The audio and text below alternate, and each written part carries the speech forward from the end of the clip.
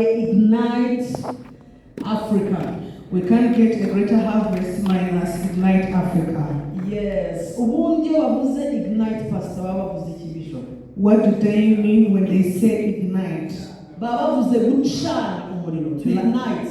Nugucana umuriro, nugukongeza. They are speaking about illuminating or enlightening. Nukuvuga ngo hatabayeho gukongezwa nta nubwo wagerageza ujya kuzana greater harvest umusaruro. Which means that minus igniting, you cannot even dare bringing a greater harvest.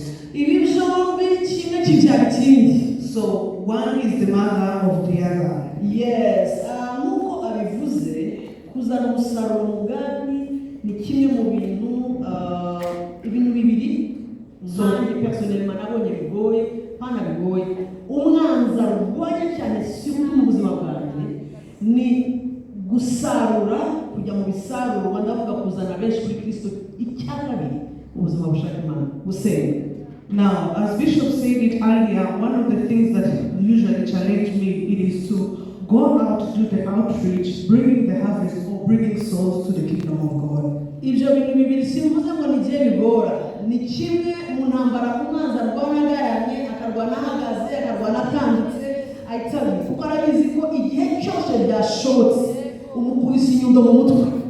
Now, it's not only that it challenges me, but the enemy fights it right, standing, kneeling, all the position, because he knows that every time he conquers, or any time we conquer him, he has been hammered.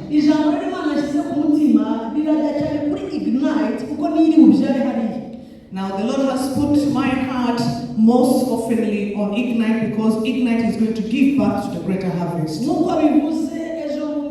Nyabugogo turi Nyabugogo nka team nari nyine ngo tujyanye nyine hari ni hamwe mu hantu dufite mu mujyi wa Kigali hari case zimwihari. In Nyabugogo, this is one of the places that has critical conditions, so recently we had gone there as a team. Noneho mpageze twamaze amasaha guhera mu gitondo saa 3 mpaka saa 10 ariko mbese navuga ngo ya journalist. We spent almost the whole day from 9 a.m. up to 4 p.m. But if I would lie, you, I would say that I slept that night. Nabonye ibintu uko mpora mbibona na mpora mbibona. Nabonye umugore wabyaye uri fresh wabyaye akana k'iminsi umwe ibiri iminsi 3 bamukoreye ibyo bakorera abadamu byose muzi batwabyara ahagaze n'ikintu mu babare bivuge byose sibyo. Ahagaze n'ikintu mbega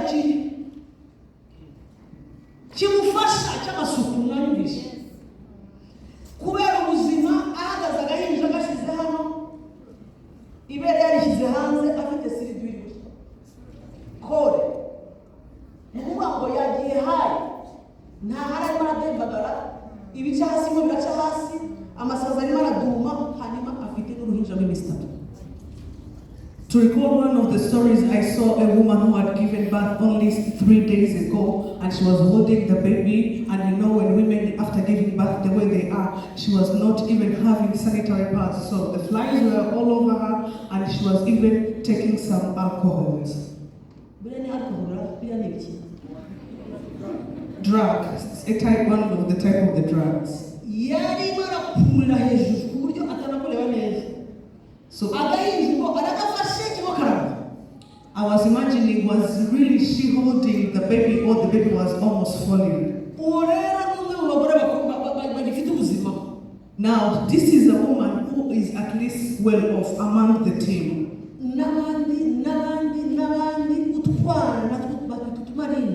Bishop, Marine. Marine karesha nako kuburyo kareje nkanganishije n'abana banje gafite n'imyaka 5 ariko kajya kuvuga ndamukerera jao akana kariye ndamukura mujisho wa nabwibuka wani mwana nako yewe ntazi naho bajya kure mugati. Now, once some of the babies, like as short as this offertory box, maybe they are like 5 years compared to some of my kids. But the way they're speaking slangs, they are all high, they're saying, I'm going to remove a knife for you. But if you consider my baby, they don't even know a shop where they can get bread. The shop, and of course, so many many things you cannot elaborate. Abana imyaka 15 n'umukobwa afite umubebe yarabyaye araho barara aho. A 15-year-old teenager has given birth and they are sleeping on the roadside together with their baby. Now this is what amazed me.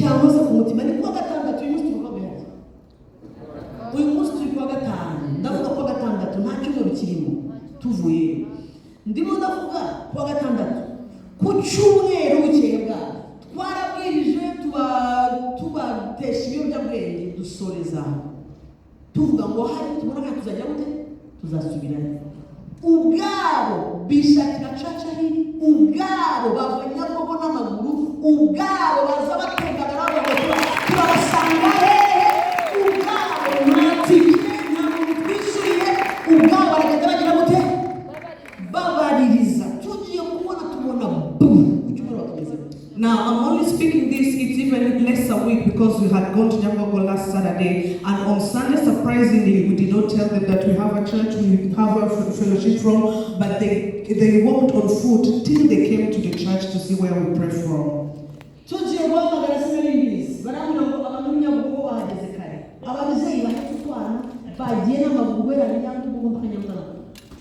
As we are calling people in the service, I was told that these mothers holding their babies and some young babies, they are footed up to the church from Yamugo.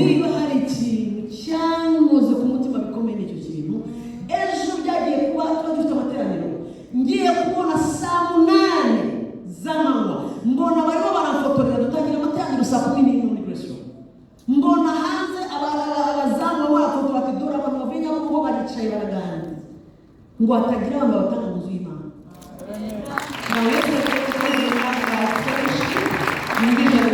Fellowships at 5 during the weekdays. At around 2, the security guards were sending me pictures, telling me, you know what, Pastor, people from Nyambogo are already here at 2. They have now come to the church so that they can book the seats earlier before. Nukuvuga ngo umwe yaravuze ngo najyaga ngenda n'ibintu kugira ngo bimpe amahoro ngo kumva nkandagiye mu nzu y'Imana ngo ufite ibintu bikomeza binziganamo ngo ndumva nshaka kwisetsa gusa. One saying that she usually carried things that they could make them peaceful, but now ever since they go to the church, they feel like they can laugh anyhow because they have formed peace. Twashoboye kubara abantu 1633 bavuze ngo tulisinga sibyo byabwenge do tushize hirya ibyo kutiyemo. The membership of 1,663 who really committed and said they are quitting drugs and alcohol. Duhaye ubuzima bwacu Yesu. We have given our lives to Jesus. Now, let me tell you, that is the greatest miracle that can cause us to sleep.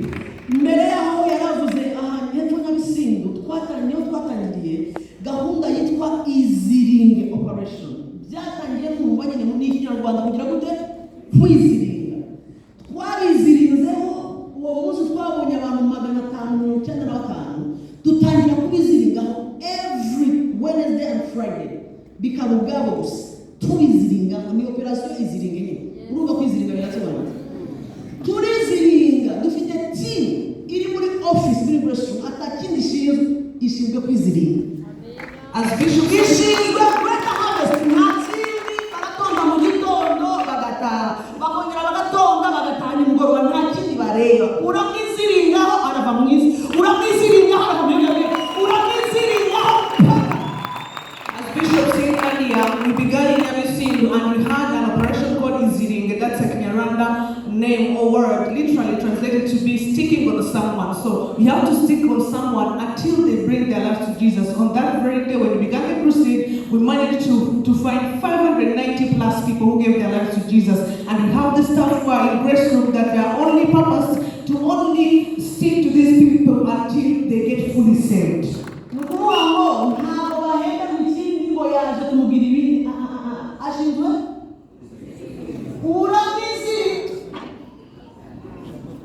Super group. Tunasenga twaka ati ni muwe za super group. Murabasanga mu mago, murabasanga hari sijari ngo mwakiri ngo tubandike umara kumwandika ukagira gute kwamiziringaho greater harvest. These people are not twizirinze kwa we are commissioned to create the greater harvest, and these people who are in the staff, they are not paid for anything, rather to stick on someone. It's not only recording the people who have brought their souls to Jesus, but after getting saved, we also stick to them and we follow them day by day. And one of them, Arihano, Habuka Mama Sandrine. Mama Sandrine, please. She's part of also the team that is for greater harvest. So much. God bless you so much. Maria, babicaye muri office bari kuri telefone guhera mu gitondo ari kuri alo jondo hano ndongo Yesu. Ubu rero yamara telefone agashyira hasi akandika report akayitanga umugoroba akajya kumusura ejo akamwizina nkaho bijo super group ejo akamwizina n'urugo mwuka barahasi baba umara pro batanga twagiye muri outing bari bataha aba batanu reba baje basambana n'inyamaswa. I tell you, bumva ibintu udashobora kwemera ko bibaho. Dufite umwe wajyaga wakira konzi zawo bishobora arangije rimwe agiye kumva ngo yumva bibaye byinshi mu mutwe aratunguka kuri telefone tubona aragiye ni umumama mukuru agenda guturanye n'ahantu hari agashyamba hafatanye na office bishop ajya mu gashyamba arahagarara ati Yesu mungiza mu mutwe ngo yagiye kumva yumva ibindimo ndumva nibyo cyangwa si reka bavuze ukuri isi irarushe kandi abanyagisubizo kuri mu nzu y'Imana. Iki ni igihe twaje kubabwira ngo sohoka mutureke tubiziringeho tubazanire umwami Yesu. Now the world is so trying to the extent that one of our staff members, she's an old mama, she used to receive calls and then because they didn't even know where they stay. So when we are in the gathering, they say that now this one is to sleep with the animal. Yes. So one of the time when she was in the office, it was well off, it was so broken up. And then she went to one of these old women, she went to like a forest near the office, and they said, God, please refresh my head, because it was so much to her. But I want to tell you that this is the time that we should go out for the greater harvest so that we bring people to Christ Jesus.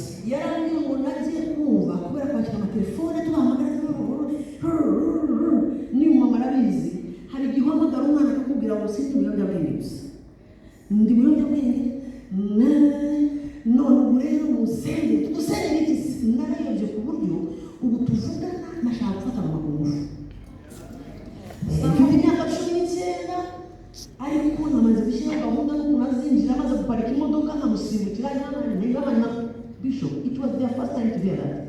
Arangije ajya mu gashyamba uwiteka banza uhungize mu mutwe ntabusubire mu kazi. Ariko ibi binyereka iki? Twebwe twambaye twaje mu rusengero kwa gatatu tugirirwamo ni twebwe dufite package iyo gusohoka tukababwira ngo hari ubuzima muri Kristo.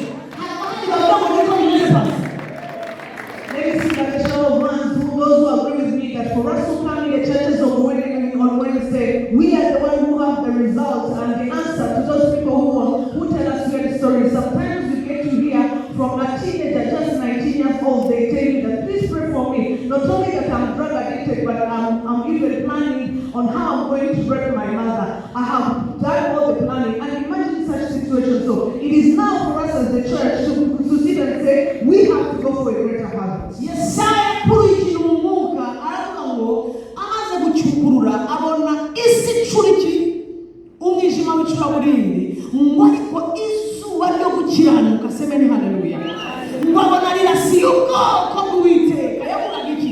Igihe isi mubona yacuze umwijima nta byiringiro bafite bararindagira ntibazi iyo bajya bava abari munsi y'izuba ryo gukiranuka nibwo dushobora kubarasira.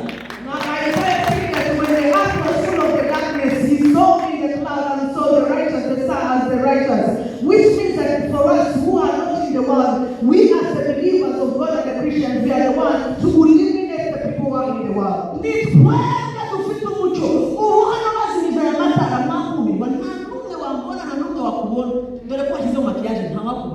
Now, if they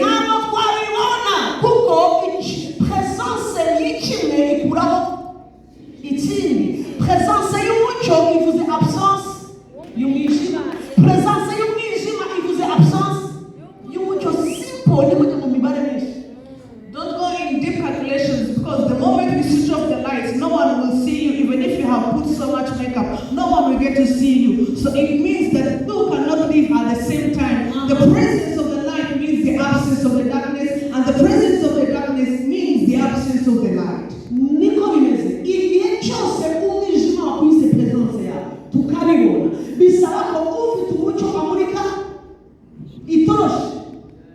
So we don't have to go in so much calculations. Every time there is darkness, it takes a one with the torch with the light to illuminate and you see the light. Umugabo yinjiye ari kumwe n'abandi batatu binjira muri office mu gihe cyashize ariko byamuza abantu bakomeye cyane. Ndamubaza ni atangira baravuga ariko bakavuga kote mbi cyane yabo. Ati tureba ku mafaranga nta kibazo dufite, kubaho nta kibazo, amafaranga nuje ariko ikituzanye basi. Yes, icyambere, icyagatatu. Ngiye kumva nanjye mubazwi. Ndavuga ko muri beshye. Ati ntabwo twibeshye, aho ntabwo wabeshye. Ariko rero mukeneye Yesu, ntangira kubwiriza. Kuko Yesu ari umucyo. Ati twakijijwe muri 82. Tubatizwa muri ndavuga none se what is this?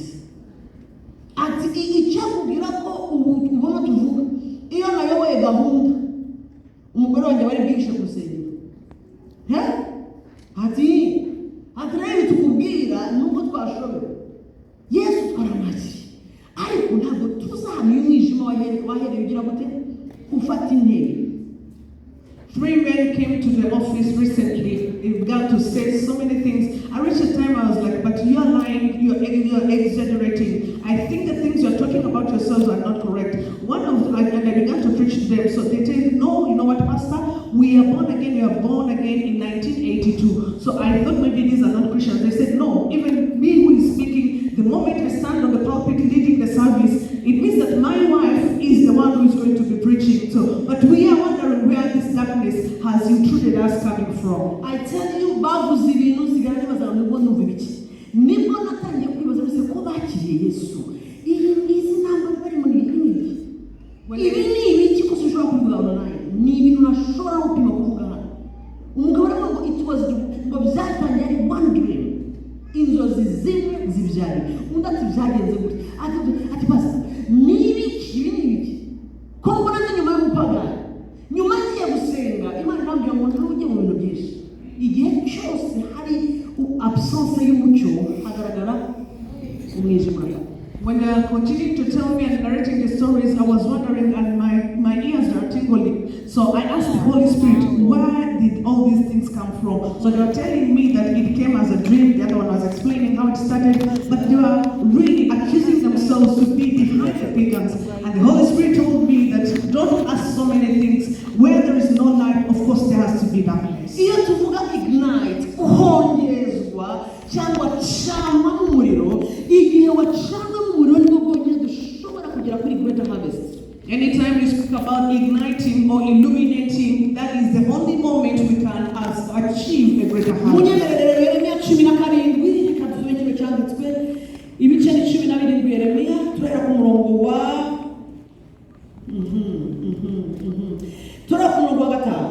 Allow me to read Jeremiah 17 and we are going to begin from verses 5.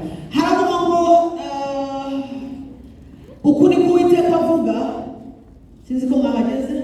Are we all there? Havamo umuntu wiringira undi.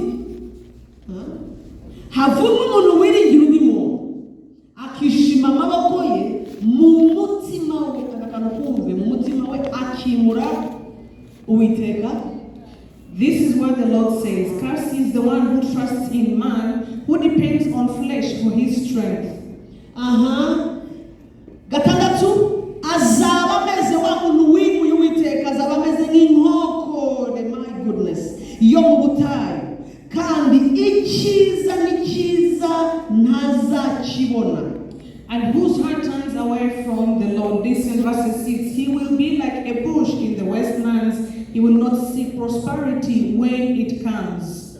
Ahubwo azatura, nyumvira amagambo abiri, azamera nk'inkokore mu butayu mwabibonye. Aha kabiri azatura, gutura murabyumva.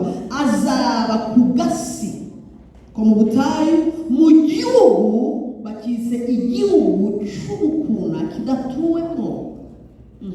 He will dwell in the parched places. Listen, the first they said he will be like a bush in the wastelands. Yes. But the second, he will dwell in the parched places of the desert, in a salt land where no one lives. Ariko kandi twaravuga ngo hahirwa umuntu wizera Uwiteka akamubera ibyiringiro vuga ngo amen. Seven says, but blessed is the man who trusts in the Lord, whose confidence is in him. Kuko azahwana n'igiti cyatewe, azahwana n'igiti cyatewe, azahwana n'igiti cyatewe ahantu aho ni hehe? Hafi y'amazi, gishoreye imizi mu migezi, ntikizatinya amapfa nagira gute? Nacana zamura volume amapfa nacana, ahubwo ikibabi cyacyo kizuma, kizapfa, kizahora n'iki? Itoto, nikizita ku mwaka wacawemo amapfa, kandi nikizareka kwera imbuto zacyo. Sema haleluya. But blessed is the man who trusts in the Lord, whose confidence is in him. Verses 8, he will be like a tree planted by the water that sends out its roots by the stream. It doesn't not fear when heat comes, its leaves are always green. It has no worries in the year of drought and never fails to bear fruit. Yes. Muranyemerera mvuge ibi bintu nka bitatu gusa, hanyuma turasoza turazakomerezaho. You are going to allow me to mention 3 points, thereafter we shall continue. Umuntu utuye ngo ahantu humagatanye,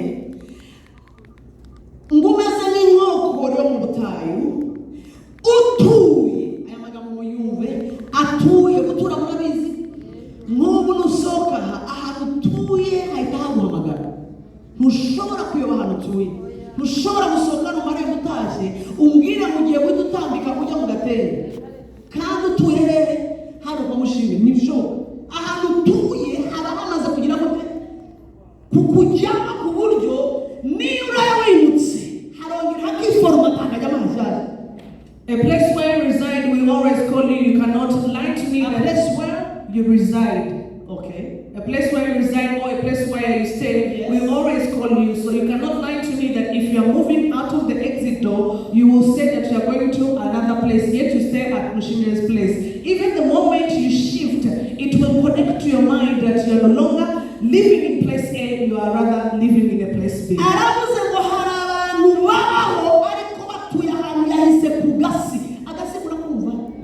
Batuye ari inkokore mu buzima bwabo, batuye ahantu ku gasi, ariho hantu atuye.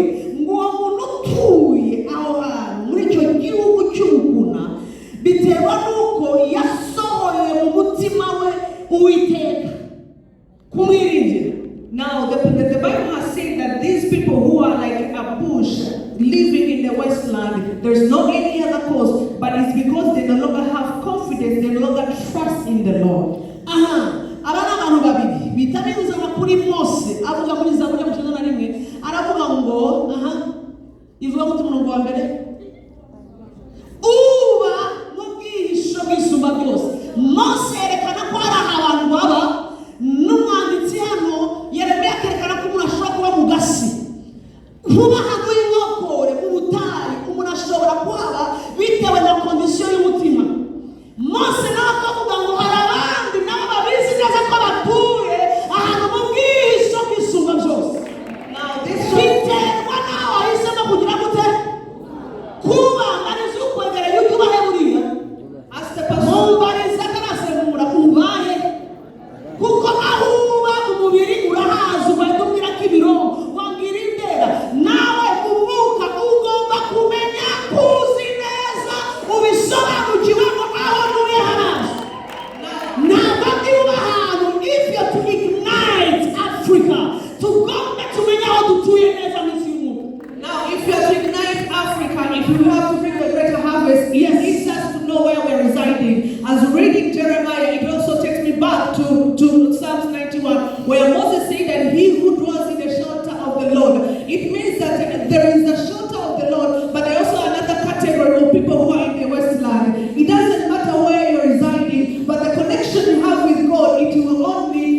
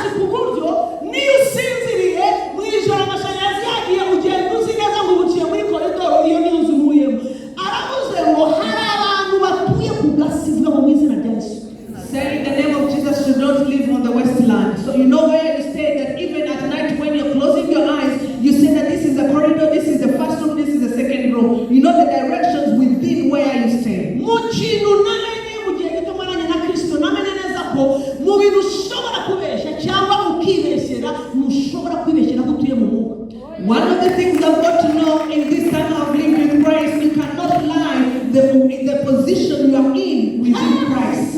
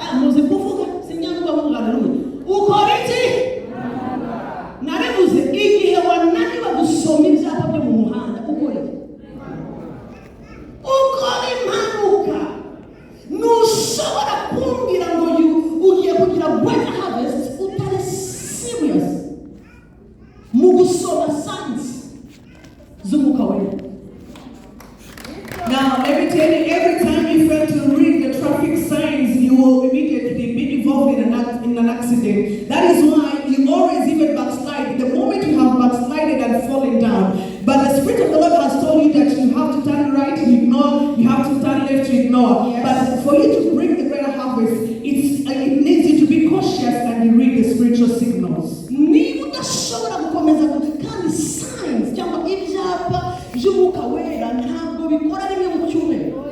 The signals, spiritual signals, they don't work only one time in a scenario.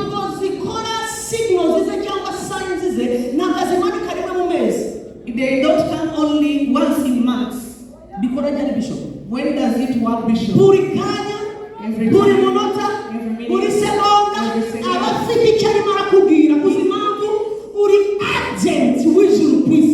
The Spirit is telling you something every now and then because you are the agent of heaven here on earth.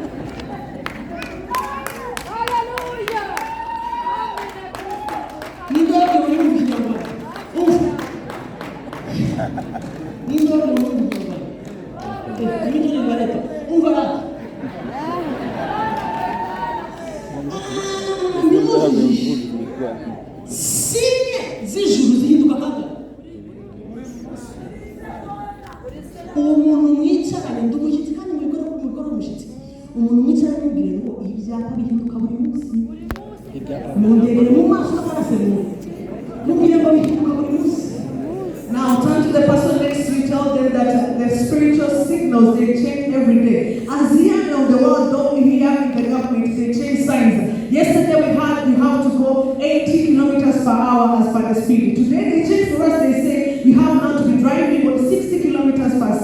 then the other day they say, now it has been 2 ways, but now it's 1 way, or you have to turn the other way. Now, the same applies if people here on earth, they change signals. The same applies also to heaven. And heaven does not change signals maybe once in a time. Always, now and then, they have to change signals.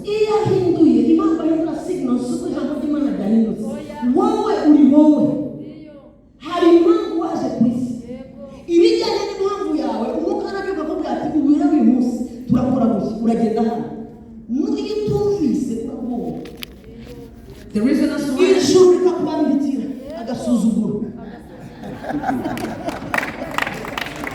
the reason that's why heaven will always tell you that you have to change. It's not that the Bible initially has changed. No, the Bible is the same, but it's in the benefit of you as a human being. Now, if the heaven tells you you have to do this and you know, of course they will say that you are now misbehaving. I tell you, Baba, you are misbehaving. Now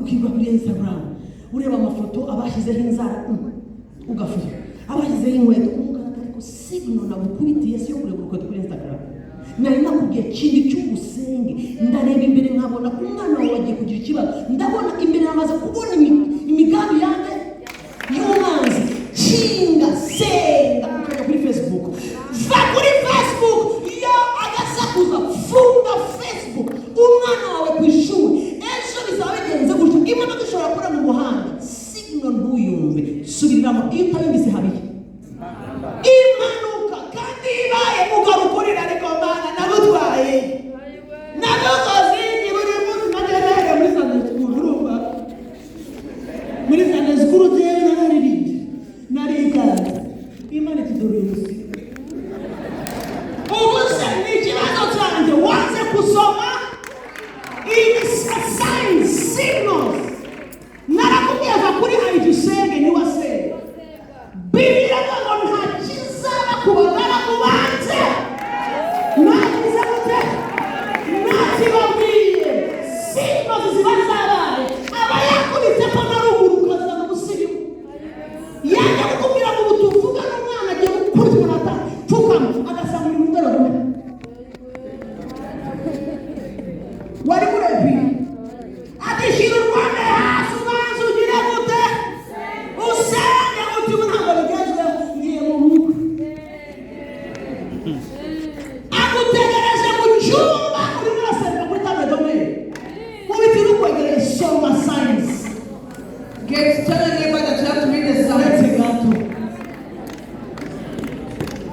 wanze kubwira ukwegereye namubwira mubwire ko soma ibimenyetso. Now turn to your neighbor, tell them that read the signs. Every time the Holy Spirit tells you you have to lock yourself in the room and you go to pray and fast. For you, you're busy doing the makeup or doing your own things. Yes. You spend your time on Instagram, you spend your time on social media. Yet the Holy Spirit has detected there is something that is going to happen to your child, or he has detected that something, maybe an attack is going to come. And the Holy Spirit tells you, please pray because there's something, there is an alarm that is before you. And then when the Holy Spirit comes, you also to remind you the second signal, he finds you, you're doing your makeup. And now the Holy Spirit says that, but what are you doing? Instead of you being in the prayer room, you are only serving at the high table.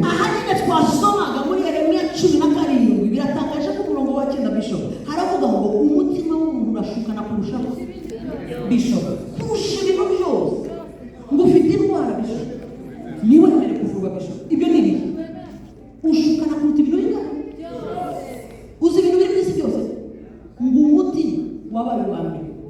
ijuru ryakoze amatora baratoza mu cyumba cy'itora baratora baravuga ngo mu bintu bishukana ku isi byanjye twasanze umutima umutima urakubwira ukakubeshya ukakubwira ngo reba uriya muntu kujya kurebye ngo bivuze nzakuroga ejo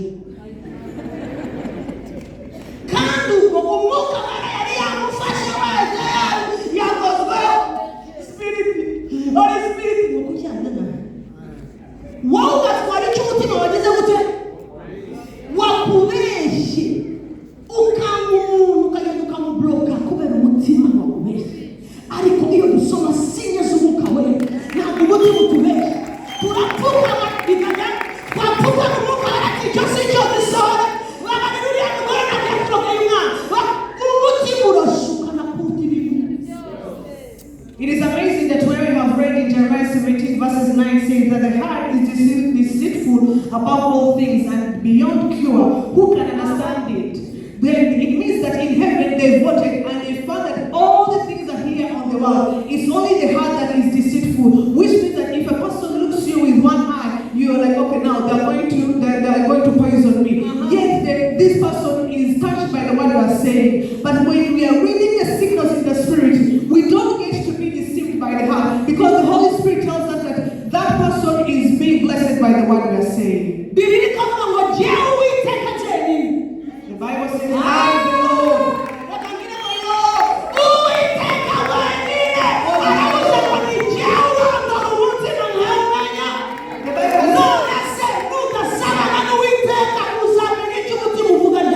Now, if you don't have an intimacy in the relationship with God, how will you get to know what the heart is telling? Because the Bible says that I, the Lord, searches the heart.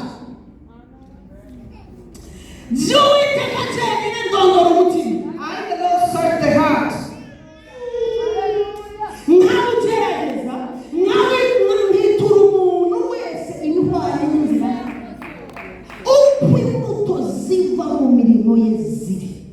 And examine the mind.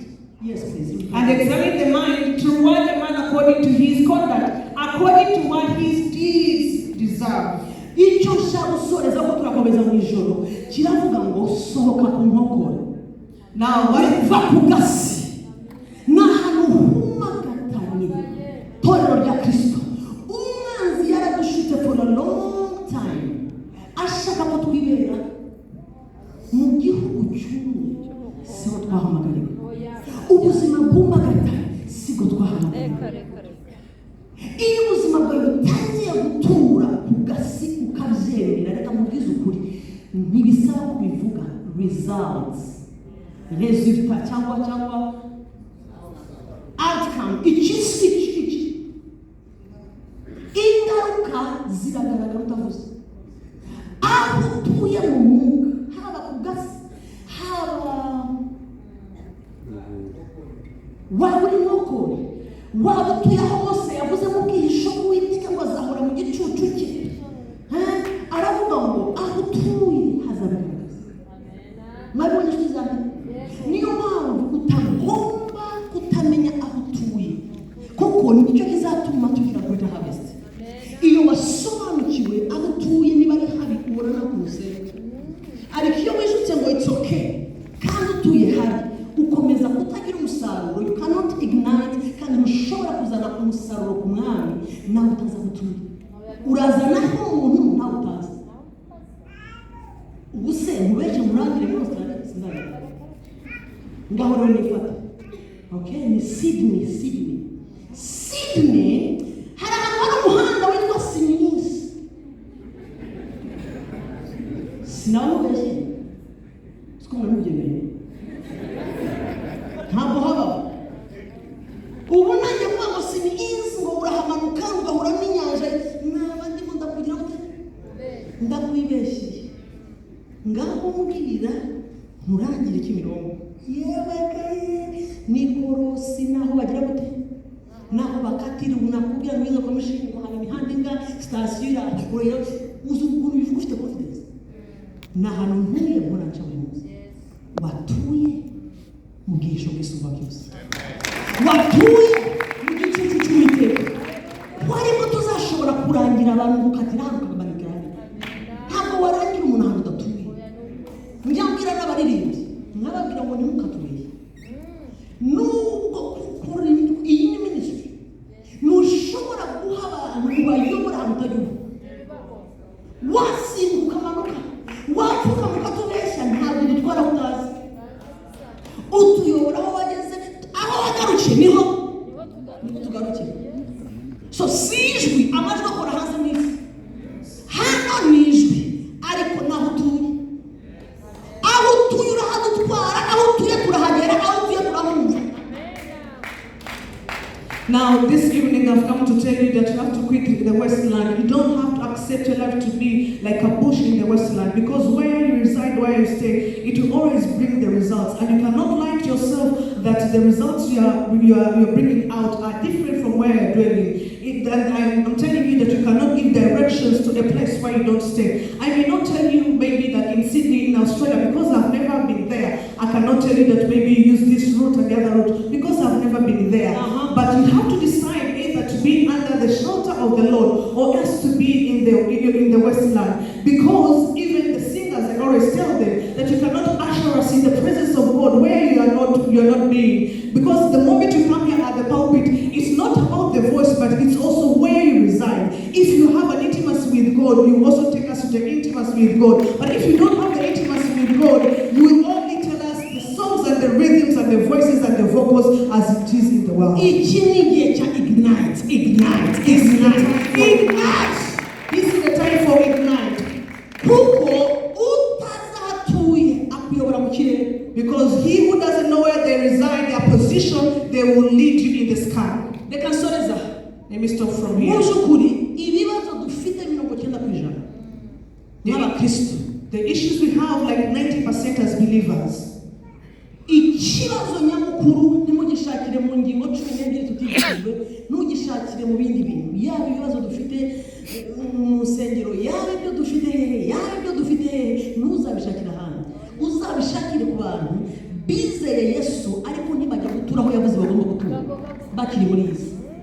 Kuko ahantu tuye mu bwihisho bw'isumba byose, mu gicucu cy'isobora byose, habiri clear ibyaho Bibiliya ivuga ngo ubutuye mu Mana, kandi mu Mana ni mu rukundo, kandi urukundo rubabarira bingahe?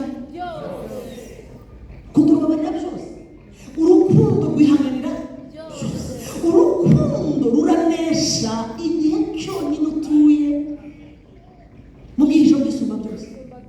Igihe cyonyine utuye mu Mana niho bikunda. Munyuze maze nsoze, hari ibintu bidakunda abantu barajyana bakareba n'ikishoga n'ubwo baramuha kubera nta hantu batuye, ntabwo ari uturayo, wikozayo, usurayo, ntibavuga ngo sura, tura.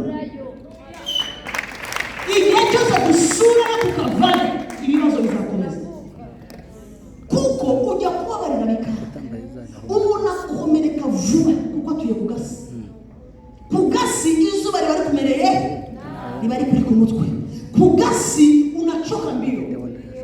Ariko mu bwisho bw'isumba byose hari signs zikomeza kugira ngo mukanya biraje bihinduka.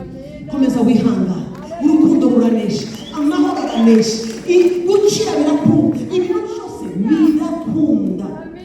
Niyo mpamvu nkunda kuvuga ijambo rivuga ngo ntitugaterekwe mu nzu y'Imana, duterwe mu bikari by'Imana. Now the issues we have as the church of nowadays, it's not because we are lacking 12 points or 12 principles we are not told, but we are only lacking repositioning ourselves.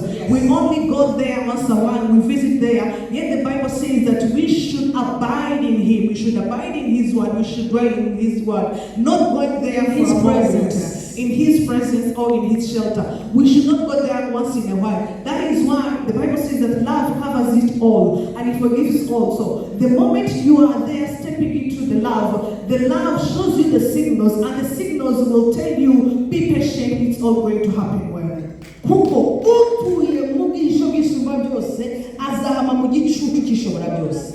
Umva si ngo azakurinda ikigoyi cy'umugoyi na mugigirimbura, azakubonekeza iki amoya ye, kandi uzayuhungira munsi y'amababa ye. Umurava ukomeza ubesipso abatuye mu bwisho bw'isumba byose bafite ibibaranga. Icyo gihe dushobora kugera kuri greater harvest.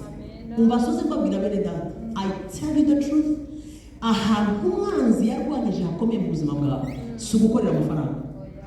Ahantu yarwanije hakomeye si ukugira inshuti hano hanze, yarwanyije ubuzima bushaka Imana gusenga. Yaguciye mu cyumba cy'amasengesho, aguca ku karago, akugira busy, akwereka ko birimo biragenda neza kugira ngo ubure adresse mu mwuka. Aguca mu bikari by'Imana. iya gucira hariya ibindi byose biragenda.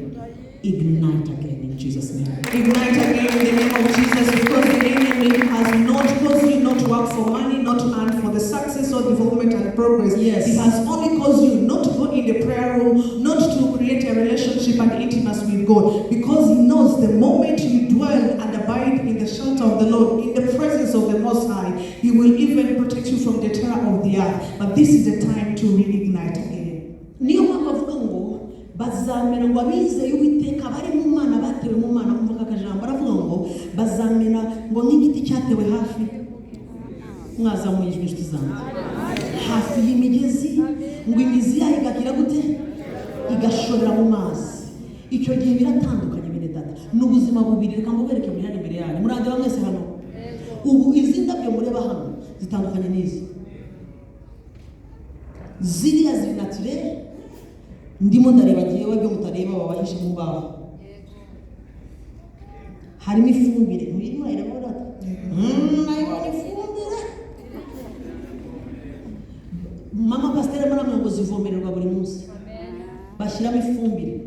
Reka mbabaze hari ifumbire bashyizemo? Mwansubije? Aha hari utuzi bashyizemo? None se ari ibi na biriya ni bihe bishouting? Shouting ni bihe birabagirana byatwikishije icoce. Vugisha ukuri. Ndemera byatwikishije umutuku white ube artificial. Nta karimo uba nta muzurimo nta tuzi bijya bino. Ibinywa amazi byitonze mama birasa n'ibidafite ubwenge. Ariko dore wajuwari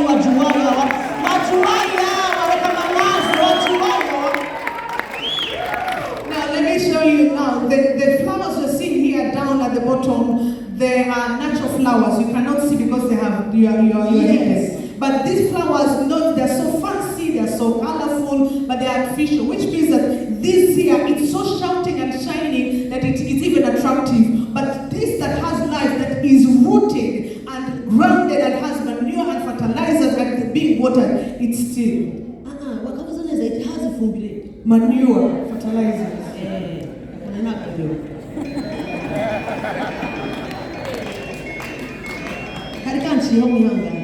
It has what?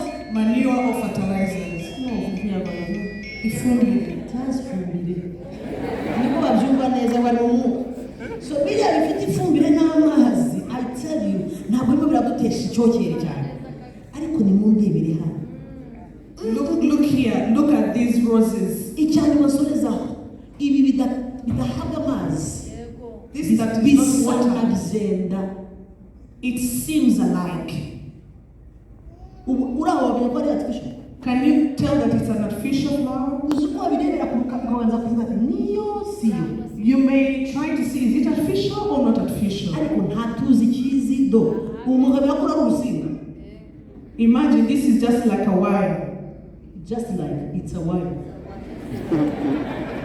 Not just like it's a real wire. It's a wire. Can I jump you?